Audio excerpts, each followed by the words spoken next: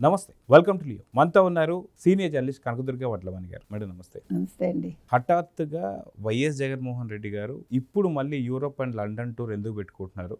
గతంలో ఇదే Europe and London tour చాలా రకాల వివాదాస్పదమయ్యాయి. ఎందుకంటే వెంకటేష్ నాయుడు కూడా వెళ్ళాడని చెప్పి, అదే ఫ్లైట్లో తమన్నా ఉన్నారని చెప్పి, లేదా నోట్లు కట్లు తరలించారని చెప్పి, ఒక ఫ్లైట్లో జగన్మోహన్ రెడ్డి వెళ్తే ఇంకో ఫ్లైట్లో ఇంకేదో డబ్బులు వెళ్ళాయని చెప్పి, ఇలాంటి చాలా చాలా ఆరోపణలు అయితే వస్తున్నాయి.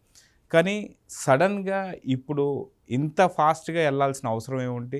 అదిగాక మనం చూసుకుంటే కూతుర్ల గురించి వెళ్తున్నాడని చెప్పి అన్నారు. వాస్తవానికి సమ్మర్కి వాళ్ళే ఇక్కడ కూడా రావచ్చు, కానీ జగన్మోహన్ రెడ్డి గారు ఇక్కడి నుంచి అక్కడికి ఎందుకు వెళ్తున్నారు? అది కాక మావిగన్ అన్న కరెక్ట్గా 15 రోజులకే తుర్రుమని పారిపోతుంటే ఎలా చూడాలి?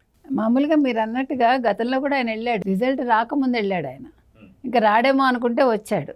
అప్పుడు ఆయన ఫ్లైట్ కాకుండా ఒక స్పెషల్ ఫ్లైట్ కూడా వెనకాల వెళ్ళింది. మీరు అన్నట్టు వెంకటేష్ నాయుడు ఉన్నారు, తర్వాత తమన్నా కూడా ఉందని మనం విన్నాం వీళ్ళతో పాటు.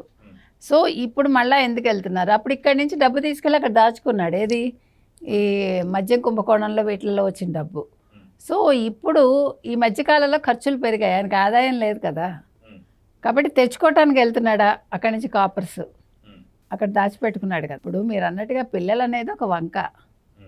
అసలు ఇప్పుడు కోర్టులు ఎలా పర్మిషన్ ఇస్తాయండి? ఒక పక్క సిబిఐ చెప్తుంటే, సో ఏ రకంగా మేనేజ్ చేస్తాడు అనే దాని మీద ఆయన ఒక కోర్స్ పెట్టి అందరికీ టీచ్ చేస్తే బాగుంటుంది జగన్మోహన్ రెడ్డి. లేకపోతే ఎట్లా పర్మిషన్? ఓ పక్క సిబిఐ చెప్తోందా, గతంలో వెళ్ళినప్పుడు ఆయన ఫోన్ నెంబర్ తప్పించాడు, ఆ ఫోన్ నెంబర్ పనిచేయలేదు, ఈమెయిల్ కూడా పనిచేయలేదు అంటే కూడా 25 రోజులు ఇచ్చారండి యూరప్ అండ్ యూకే వెళ్ళటానికి. అసలు ఇది జరుగుతుందా?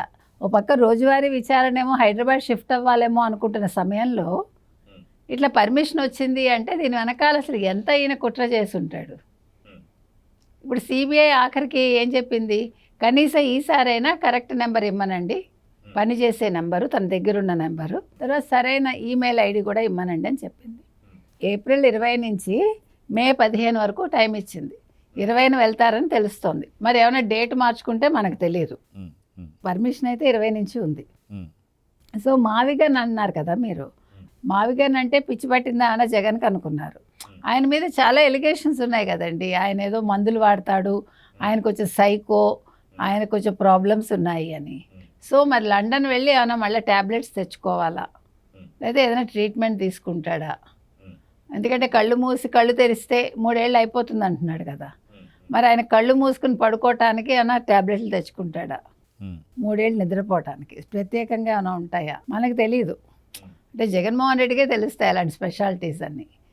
సో మరో పక్క ఇవాళ మీరు చూశారు, అంబటి రాంబాబు దొంగపడ్డ 6 నెలలకి ఏదో మురిగిందన్నట్టుగా నిరాహార దీక్ష చేస్తున్నాడు. చూసారా గుంటూరు కలెక్టరేట్ దగ్గర? అంటే ఎలా ఉంది వీళ్ళ పార్టీ పరిస్థితి అని చెప్తున్నా. మరో పక్క జోగి రమేష్ మమ్మల్ని అరెస్ట్ చేశారు అన్యాయంగా, మరి నువ్వు ఇంటి మీదకి వెళ్ళి దాడి చేస్తే తప్పులేదు. ఇప్పుడు అంబటి రాంబాబు ఏమో క్షమాపణలు చెప్పడు, ఆయనేమో అక్కడ కూర్చుని నిరాహార దీక్షట. మరి ఇప్పుడు మధ్యాహ్నం 3ంటికి తినేసి వచ్చాడేమో, నాకు తెలియదు. 12 గంటలు అనుకుంటున్నారేమో. ఎంతకాలమైన వాడు ఇద్దరు అరిచేస్తున్నారు ఇలాగా. చూసారు కదా మీరు. తిండి తినకపోతే అరుపులు ఎక్కడి నుంచి వస్తాయి? అంటే నేను అనేది ఏంటంటే, ఓ పక్క ఈయన లండన్ ప్రయాణం పెట్టుకుంటే వీళ్ళు ఈ రకంగా నాటకాలు ఆడుతూ ఉంటే, అంటే జగన్మోహన్ రెడ్డిని ఇంకా ఇంప్రెస్ చేయాలని అనుకుంటున్నాడా ఎవరు? అంబటి రాంబాబు అన్నా నేను చేస్తున్నానన్నా, నిరాహార దీక్ష చేశానన్నా అని మనకు అర్థం కావట్లే. అంటే ఇవాళ జగన్మోహన్ రెడ్డి ఓ పక్క పాదయాత్రని, ఇవాళ కవిత ఒక వ్యాఖ్య చేసింది చూసారా? నేను పాదయాత్ర అంటే ఎందుకు ఉలిక్కి పడుతున్నారు, ఇండైరెక్ట్గా జగన్ని కూడా అంది. తర్వాత వాళ్ళ కేటీఆర్ని ప్రశ్నిస్తోంది, నువ్వు ఎప్పుడైనా ప్రజల్లోకి వెళ్ళావా, నువ్వు అధికారంలో ఉండగా నువ్వు ఎప్పుడైనా పాదయాత్ర చేసావా అప్పుడు, లేదా ఎవరైనా పరామర్శించావా, ఇవన్నీ వాళ్ళు అడిగింది. సో ఇవన్నీ జగన్మోహన్ రెడ్డి కూడా వర్తిస్తాయి కదా. అంటే నేను అనేది 2 రాష్ట్రాల్లో పరిస్థితి ఎలా ఉందో చెప్తున్నా. ఇక్కడ ఒక చెల్లెలేమో పాదయాత్ర అంటుంది, అక్కడ ఒక చెల్లెలు పాదయాత్ర చేసి అన్నగారిని ముఖ్యమంత్రిని చేసింది. ఇక్కడ చెల్లెలే ముఖ్యమంత్రి అవ్వాలనుకుంటుంది. అసలు రాష్ట్రాల్లో పోలికలు ఎలా ఉన్నాయో చూడండి. అయితే ఒక పక్క ఇప్పుడు లండన్ ప్రయాణానికి సంబంధించి గతంలో కూడా లండన్ వెళ్ళిన ప్రతిసారి రాష్ట్రంలో ఏదో ఒక రకమైనటువంటి ఒక జరిగేది. అయితే గతంలో వైసీపీ ప్రభుత్వంలో ఉన్నప్పుడు ఇదే విధంగా కూతురును చూస్తానికని చెప్పి జగన్మోహన్ రెడ్డి వెళ్ళిన తర్వాత హఠాత్తుగా చంద్రబాబు నాయుడు గారు అరెస్ట్ జరిగింది. మళ్ళీ జగన్మోహన్ రెడ్డి గారు రిటర్న్ వెళ్ళి వచ్చిన తర్వాత అవునా నాకు తెలియదు ఎత్తేసారా ఎత్తేసారే. అని చెప్పేసి అని మాట్లాడు. సో ఇటీవల కాలంలోనే ఏదైతే కొల్లు రవీంద్ర మినిస్టర్ గారు ఎవరైతే ఉన్నారో రాష్ట్రంలో దాడులు జరగబోతున్నాయని చెప్పేసి అన్నారు. ఇప్పుడు జగన్మోహన్ రెడ్డి మళ్ళీ ప్రయాణాన్ని చూస్తుంటే ఏదో అనుమానాలు అయితే కలుగుతున్నాయి. మీరేమంటారు? మీరు చెప్పినట్టుగా అసలు జగన్మోహన్ రెడ్డి సడన్గా వెళ్తున్నాడు అంటేనే అందరికీ ఒక సందేహం పట్టుకుంది. ఏం జరగబోతోంది రాష్ట్రంలో, ఏం అలజడులు వస్తాయి, ఎక్కడ ఏం చేస్తాడు ఈయన, ఏ బీభత్సాలు సృష్టిస్తాడు. ఎందుకంటే మీరు అన్నట్టుగా అప్పుడు చంద్రబాబు నాయుడు గారు అరెస్ట్ తోటి సరిపెట్టాడు. కానీ ఇప్పుడు ఏ రకంగా చేస్తాడు, ఏం విధ్వంసాలు సృష్టిస్తాడు అనే దాని మీద ఇవాళ పోలీస్ శాఖ అప్రమత్తంగా ఉండాలి. మీరు తక్కువ అంచనా వేయద్దు జగన్మోహన్ రెడ్డిని. ఏదో చిన్న చిన్నవేవో అలజడులను అనుకోవద్దు మనం. ఎనీథింగ్ మే హ్యాపెన్, మనకు తెలియదు. ఈవెన్ నేను తప్పుగా అనుకోవద్దు, మీరు షర్మిల గారిని కూడా జాగ్రత్తగా ఉండమని చెప్తాను, సునీతను కూడా చాలా జాగ్రత్తగా ఉండమని చెప్తాను.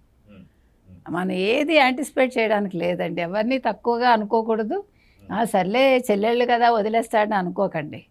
మీకు ఎలక్షన్స్ టైంలోనే చెప్పాడు కదా, పార్టీలతో పెట్టుకున్నాడు పొత్తు, నా ఇద్దరు చెల్లెల్ని తెచ్చేసుకున్నాడు అన్నాడు. అసలు ఆ పదాలేంటో వాడడం ఏంటో చంద్రబాబు నాయుడు గారిని అసలు అసహ్యంగా ఉంటుంది కదా.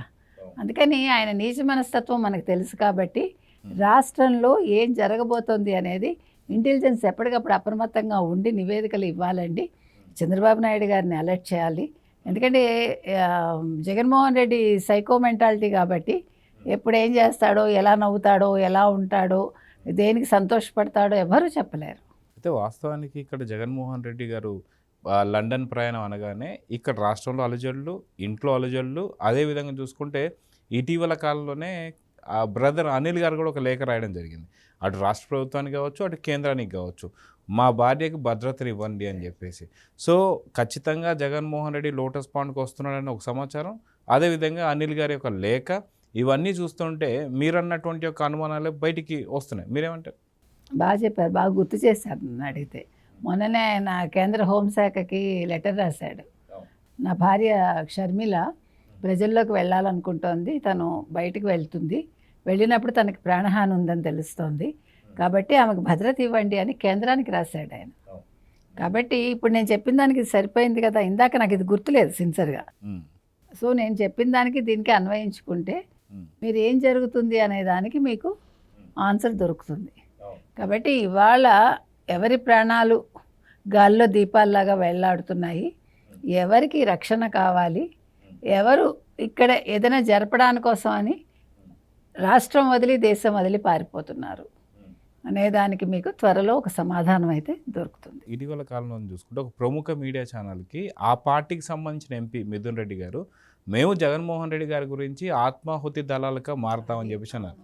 సో ఇక్కడ జగన్మోహన్ రెడ్డి వెళ్ళిన ప్రతిసారి ఏదో ఒకటి జరగడం, అదిగాక ఫ్యాక్షన్ మెంటాలిటీ కూడా అలానే ఉంటుందని, ఏదైనా జరిగితే నేను అక్కడ లేను అనేది చెప్పుకోవడానికే వాళ్ళు బయటికి వెళ్తారని చెప్పి పోయినసారి చంద్రబాబు నాయుడు అరెస్ట్ అయ్యే టైంలో కూడా మనం విన్నాం. సో ఇప్పుడు ఆత్మాహుతి దళాలు ఏమైనా చేయబోతున్నాయంటే? మీరు ఇది చాలా మంచి ప్రశ్న అండి. ఎందుకంటే మీకు గుర్తుంటే కనుక అయితే ఎల్టీటీఈ నుంచి మనకి ఇది అలవాటైంది. ఈ ఆత్మాహుతి దాడి అనేది తాను అనే అమ్మాయి రాజీవ్ గాంధీని ఆత్మాహుతి అంటే దళంగా మారి అమ్మాయి. సో ఇప్పుడు మిథున్ రెడ్డి అలా మారతాడా? సో ఇప్పుడు మీకు ఇందాక నేను అన్న ఇంటెలిజెన్స్ అలర్ట్గా ఉండాలి అనేదానికి ఇప్పుడు మిథున్ రెడ్డి చుట్టూ మాత్రం వీళ్ళు ఒక నిఘా పెట్టాలి. మిథున్ రెడ్డే ఒకవేళ ఆత్మాహుతి దళం అవుతాడా, లేదు ఇంకెవరైనా ఆయనకు తోడుంటారా, లేదు ఇంకెవరికైనా అప్పచెప్తాడా? సో షర్మిలకి ఏమైనా అవుతుందా? ఇవాళ మీరు షర్మిల మీద కాన్సన్ట్రేట్ చేయండి, మిథున్ రెడ్డి మీద కాన్సన్ట్రేట్ చేయండి, సజ్జల మీద చేయండి. ఇందులో ఇంకెవరెవరు ఆత్మాహుతి దళంగా మారే అవకాశం ఉంది ఇంకెవరో కూడా కమెంట్ చేశారు గతంలో వైసీపీ నుంచి. కాబట్టి ఇవాళ ఇంకొకటి ముఖ్యంగా మీరు గమనించాల్సింది, మనం కేంద్రానికి చెప్తున్నది ఏంటంటే ఇవాళ వైసీపీని మీరు మరో ఎల్టీటీఈ లాగా చూడాలా. ఇది చాలా ముఖ్యం. ఎందుకంటే ఆత్మాహుతి దళం అని ఎప్పుడైతే అన్నారో ఇది చిన్న విషయం కాదు. మామూలు పార్టీలు ఎవరు అలా మాట్లాడరు. ఎల్టీటీఈ ఒక కారణంతో ఏర్పడింది. తమిళ ఈలం కోసం వాళ్ళు ప్రయత్నించారు. ఇక్కడ అలా కాదు కదా. నువ్వు ముఖ్యమంత్రి కావడం కోసం నువ్వు ఆత్మాహుతి దళాలను సిద్ధం చేసుకోవటం ఏంటి? అంటే నువ్వేమైనా అండర్ కరెంట్గా ఏమైనా చేస్తున్నావా? సో అండర్ గ్రౌండ్లో నువ్వు ఎవరికైనా ఇలాంటి వాటికి నువ్వు శిక్షణ ఇప్పిస్తున్నావా? సో ఇది చాలా చిన్న విషయం కాదండి. మీరు కేంద్రాన్ని కూడా హెచ్చరించాలి. ఇవాళ వైసీపీ పార్టీని మీరు సస్పెండ్ చేయించాలా, అసలు పార్టీ లేకుండా చేయాలా, పార్టీ కార్యకలాపాలు ఏంటి, వాళ్ళు లోపల ఏం చేస్తున్నారు అనే దాని మీద కేంద్రం బాగా నిఘా పెట్టాలి. రాష్ట్ర ప్రభుత్వాలకు సంబంధించి కూడా ఇంటెలిజెన్స్ దీని మీద ఒక కన్ను వేసి ఉంచాలి. సో చూద్దాం మేడం, ఖచ్చితంగా జగన్మోహన్ రెడ్డి లండన్ ప్రయాణానికి సంబంధించి ఏపీలోను అటు రాష్ట్రంలోనూ అదేవిధంగా జగన్మోహన్ రెడ్డి ఇంటి కుటుంబ సభ్యులపైన కూడా సరైన నిఘా ఉంచాలని అయితే కోరుకుందాం. నమస్తే. నమస్తే. Please subscribe to Leo News for more videos.